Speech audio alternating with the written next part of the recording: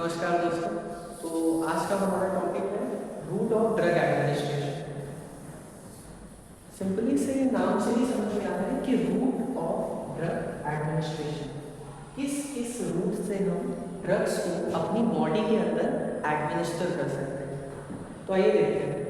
The path by which a drug, fluid और a poison और other substances administered into the body is known as route of drug administration.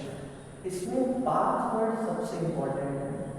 हम किस path के through drug को अपनी body में डाल रहे हैं। ये बहुत ही बेसिक कॉन्सेप्ट है, लेकिन बेसिक से अगर आपके स्ट्रॉन्ग होंगे तो आपको आगे प्रॉब्लम नहीं आएगी। इसको एक एग्जाम्पल के तौर पर समझते हैं। मान लीजिए ये एक व्यक्ति और ये इसका स्कूल है और ये अभी अपने घर पे।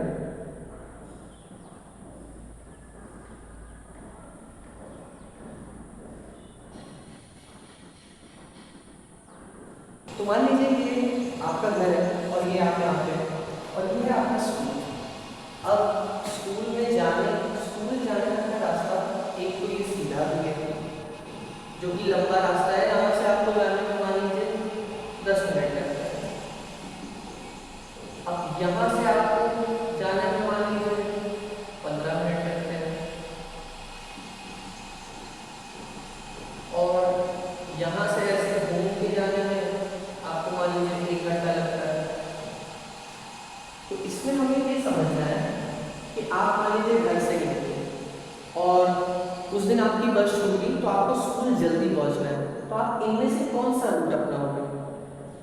ऑब्वियस सी बात है कि आप 10 मिनट वाला रूट लोगे, क्योंकि वो सबसे छोटा रूट है और सबसे जल्दी आपको अपनी डेस्टिनी तक पहुंचा देगा, यानी आप स्कूल पहुंच जाओगे। उसी तरीके से इस आदमी को मान लीजिए कि ये ड्रग है और ये है आपका एडमिनिस्ट्रेशन, यानी जहाँ भी आप जिस भी चीज़ के लिए इस ड्रग को ले रहे हैं वहाँ पहुँचने तक में इसको कितना समय लगना है ये इसके रूट पे डिपेंड करता है।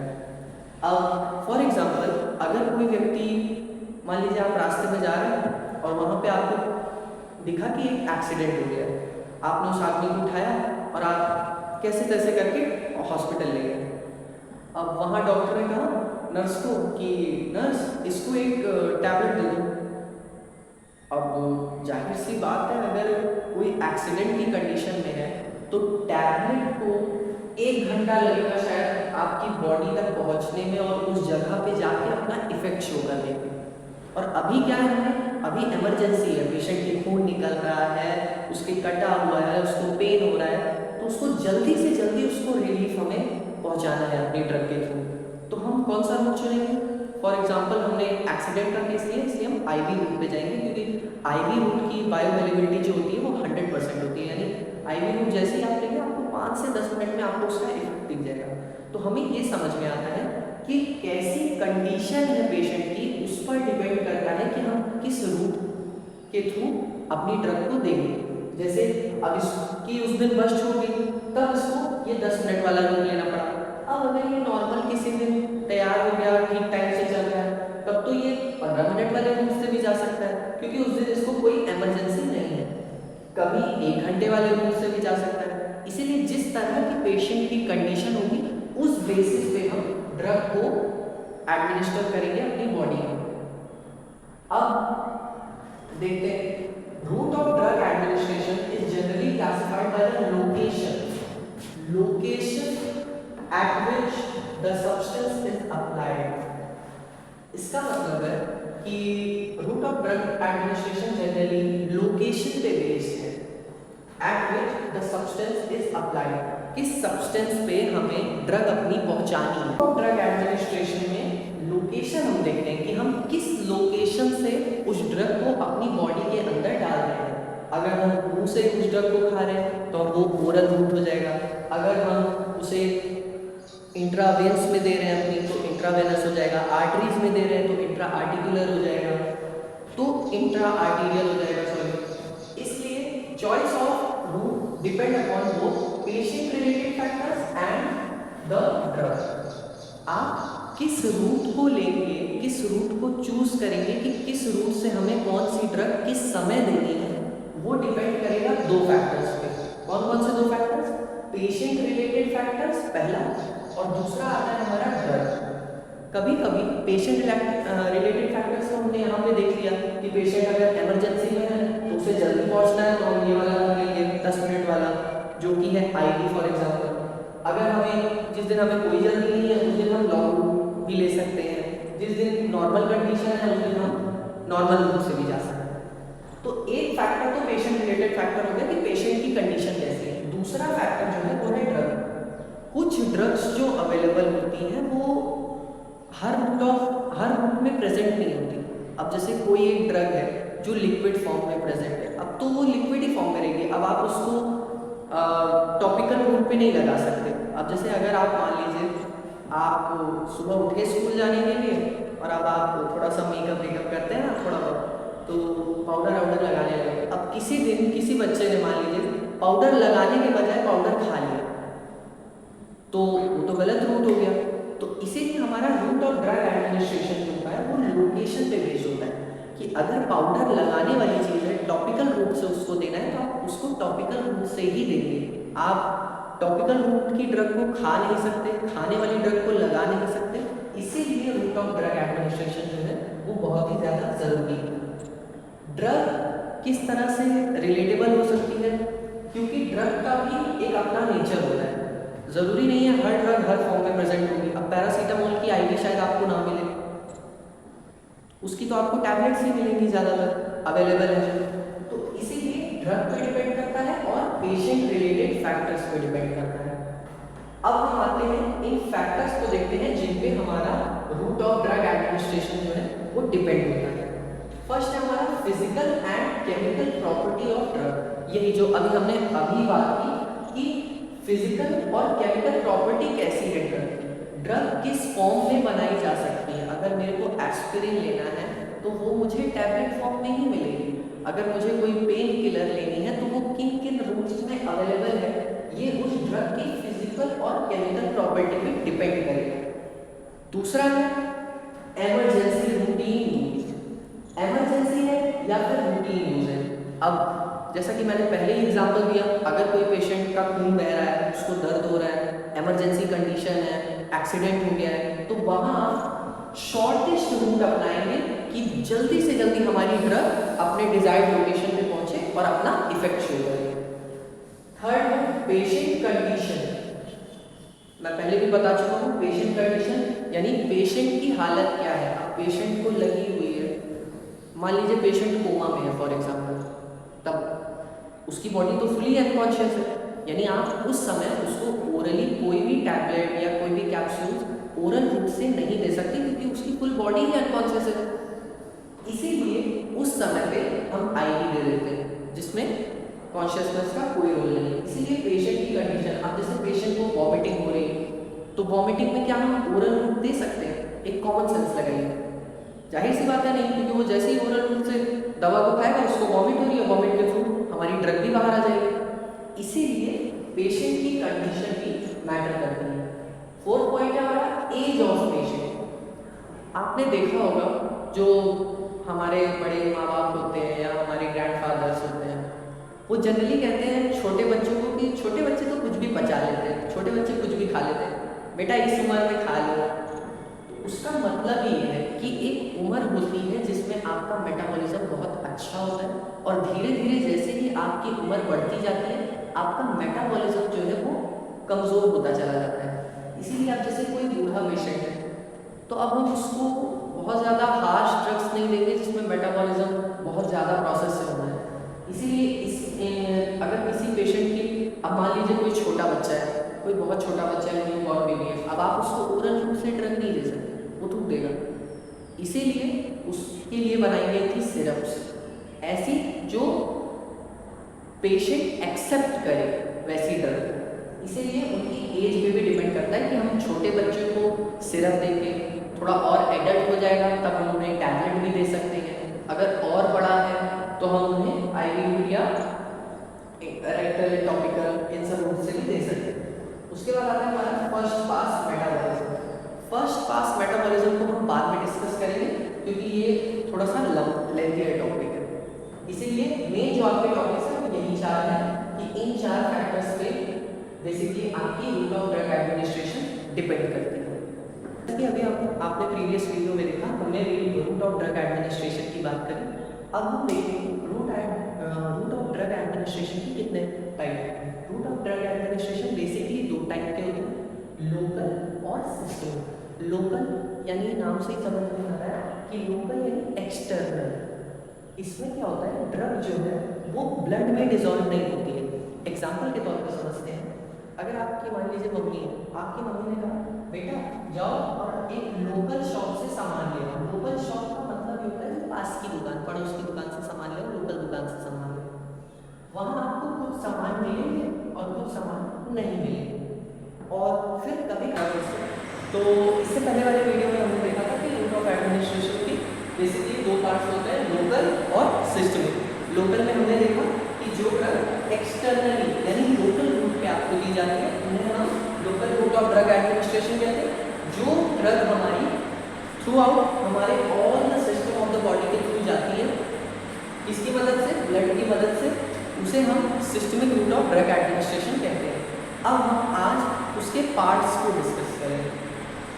लोकल में हमारे तीन पार्ट आते हैं। पहला आता है हमारा टॉपिकल, दूसरा आता है हमारा डीपर टिश्यू और तीसरा आता है हमारा इंट्रा आर्टेरियल।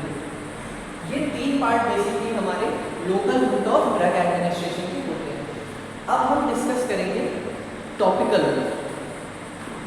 जैसे कि आपने देखा लोकल रूट में तीन पार्ट होते हैं, topical, deeper tissue and intra arterial. अब हम देखेंगे टॉपिकल। टॉपिकल रूट जो होता है इसमें drug is applied to the site of lesion. अब हम समझ लेते हैं कि साइट ऑफ लीजन होता है।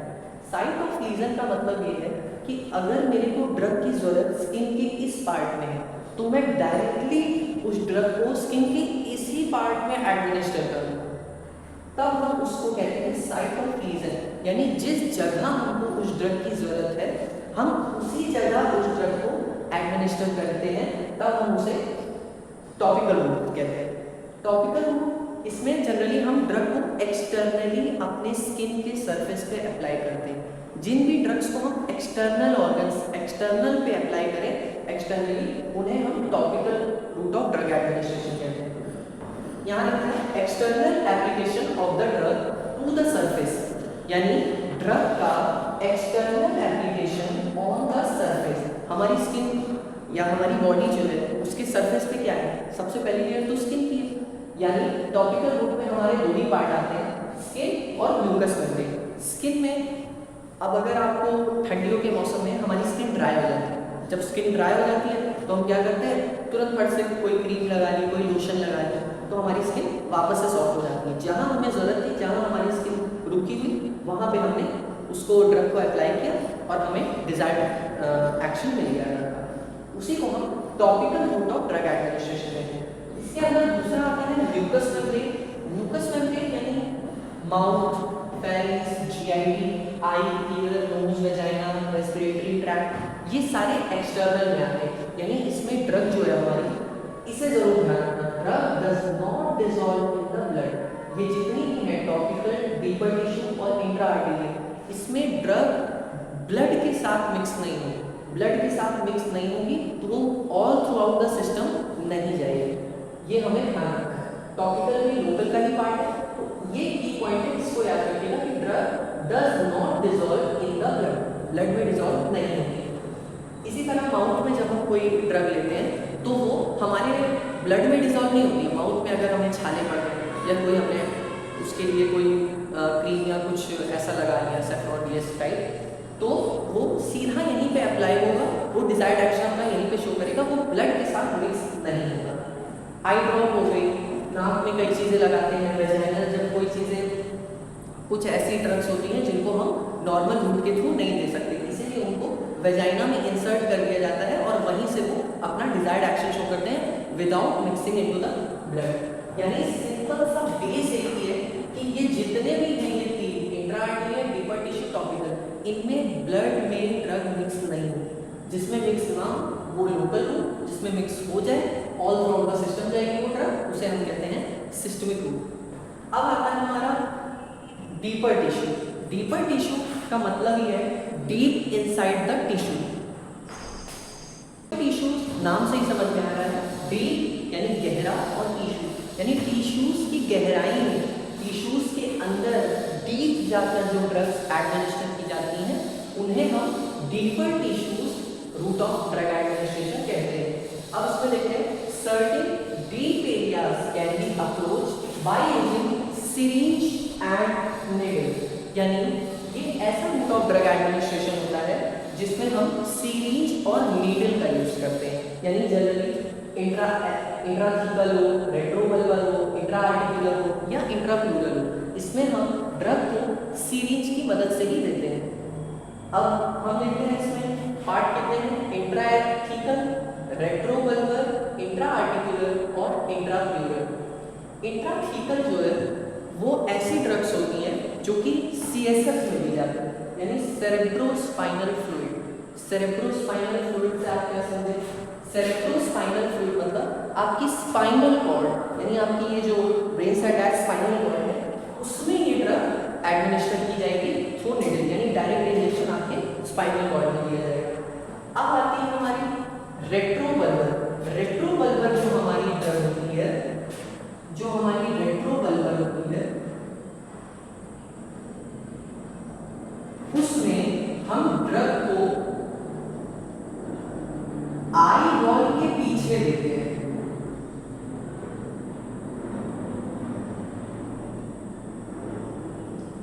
इसमें रेट्रोवल्वल में हम सीरीज की मदद से यहाँ आई के इस पार्ट में यहाँ पर सीरीज से इन ड्रग्स को एडमिनिस्टर किया जाता है। सीरीज की मदद से हम ड्रग को यहाँ डालते हैं, इसीलिए इसका नाम है रेट्रोवल्वल। जहाँ भी रेट्रोवल्वल आ जाए यानी आंख की बात हो रही है, आइज की बात हो रही है, बिहाइंड द आइज ये ड्रग्स दी जाती हैं।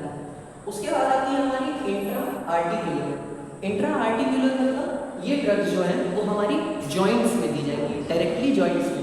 ये ड्रग जॉइंट्स, अगर आपके कोनी में पेन हो रहा है, यहाँ पेन हो रहा है, नी में पेन हो रहा है, तो ये ड्रग्स डायरेक्टली इंजेक्शन के थ्रू सीधा आपके नी में वो इंजेक्शन दिया जाएगा, जो कि हम जानते हैं हमारी नी में साइनोवियल फ्लूइड होता है, और उसी साइनोवियल फ्लूइड में जब हम ड्रग को एडमिनिस्टर करते हैं उसी को हम कहते हैं इंट्रा आर्टिकुलर रूट। अब हमारा आता है इंट्राप्लूरल। ये इतना इंपॉर्टेंट नहीं है, जिसमें भी कई तरीके से ड्रग्स जो है वो सीरीज और नीडल की मदद से दी जाती है। अब हम देखेंगे अगर साइनोवियल फ्लूइड में दी जाती है, उसका एग्जांपल है लीडोकेन। लीडोकेन जो होती है वो डायरेक्टली आपके नी में इंजेक्ट की जाती है और आपको जॉइंट पेन से रिलीफ मिल जाता है। अब हम देखेंगे intra arterial route. Intra arterial route में नाम से ही समझ में आ रहा है आर्टरी, यानी ड्रग जो है वो आपकी आर्टरी में दी जाएगी with the help of series and needle. इसमें क्या होता है, अब आप ये सोच रहे होंगे कि इंट्रा सर आर्टीरियल है, आर्टरीज में जा रही है, तब तो ड्रग में ब्लड में मिक्स होगी, लेकिन ऐसा नहीं है। हम इसे टॉपिकल रूट में, लोकल रूट में इसीलिए रखते हैं क्योंकि इसमें जो ड्रग है, अब इसको समझने के लिए हमें थोड़ा इसका मैकेनिज्म देखना पड़ेगा। इंट्रा आर्टीरियल ड्रग्स को हम local route of drug administration में क्यों रख रहे हैं। हमने देखा, इतना तो हम जानते हैं कि आर्टरी और वेन्स क्या होती हैं। आर्टरी जो होती हैं वो हमारा ऑक्सीजनेटेड ब्लड कैरी करती हैं, वेन्स जो होती हैं हमारी वो हमारा डीऑक्सीजनेटेड ब्लड कैरी करती हैं। आर्टरीज जो है के थ्रू जो हमारा ब्लड है वो हमारे हार्ट के थ्रू होके ऑर्गन्स तक जाता है। ऑक्सीजनेटेड ब्लड जो होता है वो हमारे हार्ट से होके हमारे ऑर्गन्स तक जाता है। वहीं जो वेन्स होती हैं उनमें हमारा डीऑक्सीजनेटेड ब्लड ऑर्गन से हार्ट के थ्रू आता है, यानी आर्टरीज में हार्ट से ऑर्गन्स में जा रहा है ब्लड और वेन्स में ऑर्गन से हार्ट में आ रहा है डीऑक्सीजनेटेड ब्लड। अब हम इंट्रा आर्टेरियल बोल रहे हैं, यानी अगर वो वेन्स की बात नहीं कर रहे, ये सिर्फ समझने के लिए था। आर्टरी यानी हमारे ब्लड कहाँ जा रहा है, ऑक्सीजनेटेड ब्लड हार्ट से ऑर्गन्स की तरफ। अब मेरे हार्ट से ब्लड निकला और मेरे ऑर्गन में यहाँ चला गया। अब मुझे यहाँ कोई प्रॉब्लम हुई, यहाँ मेरी एंटी कैंसर सेल्स डेवलप हो गई है। मान लीजिए यहाँ पे एंटी कैंसर सेल्स जो है वो डेवलप हो गई है। अब मुझे क्या करना है, मुझे तो सिर्फ उन कैंसर सेल्स को खत्म करना है, यानी मैं अपनी ड्रग को सिस्टमिक रूप से क्यों दूँ, क्योंकि मेरे होल बॉडी में तो मुझे कैंसर नहीं है। जैसे स्पेसिफिक कैंसर होते हैं, माउथ कैंसर हो गया, लैरिंग्स कैंसर, फेरिंग्स कैंसर, अलग अलग बॉडी पार्ट के स्पेसिफिक कैंसर हो जाते हैं। तो अब मुझे किसी स्पेसिफिक पार्ट पे अगर कैंसर हुआ है तो उसके लिए मुझे सिस्टमिक रूट देने की जरूरत है क्या? और अगर मैं सिस्टमिक रूट देता हूँ उसको, तो हमारी कुछ अच्छी सेल्स जो है वो भी किल हो सकती हैं उन ड्रग्स के द्वारा। इसीलिए हम स्पेसिफिक पार्ट पे देना चाहते हैं, सेलेक्टिविटी हम ड्रग्स ढूंढ रहे हैं।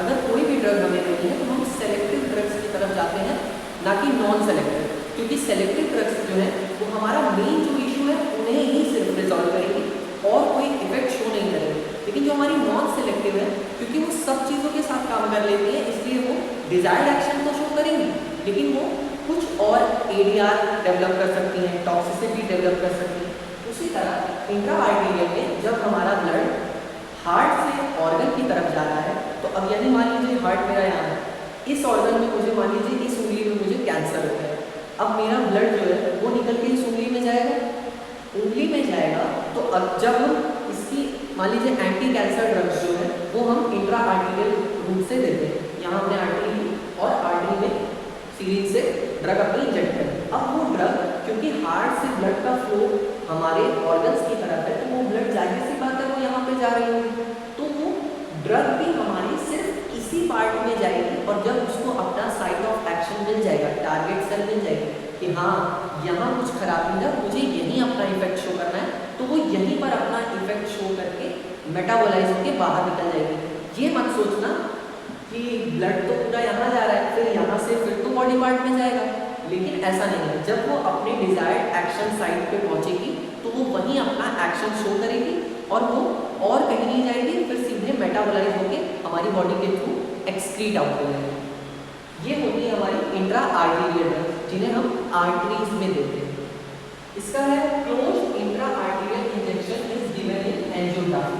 ये इसका एग्जांपल है कि हम क्लोज इंट्रा आर्टेरियल इंजेक्शन जो है वो एंजियोग्राफी के केस में देते हैं, यानी हार्ट, वही जो हार्ट से निकलने वाला ब्लड होता है, अगर हमको किसी स्पेसिफिक कैंसर है जो कि जहाँ तक हमारी आर्टरीज जाती हैं, तो उन ड्रग्स को हम इंट्रा आर्टेरियल रूट के थ्रू डिलीवर करते हैं। अब आता है हमारा सिस्टमिक रूट। अब हम देखेंगे कि किस तरह ड्रग पूरे हमारे सिस्टम में all through out the body जाती है with the help of blood. Blood की हेल्प से ये ड्रग्स हमारे पूरे सिस्टमिक सर्कुलेशन में all through out the body जाएगी, ब्लड में डिजॉल्व होगी और अपना डिजायर्ड एक्शन शो करेगी।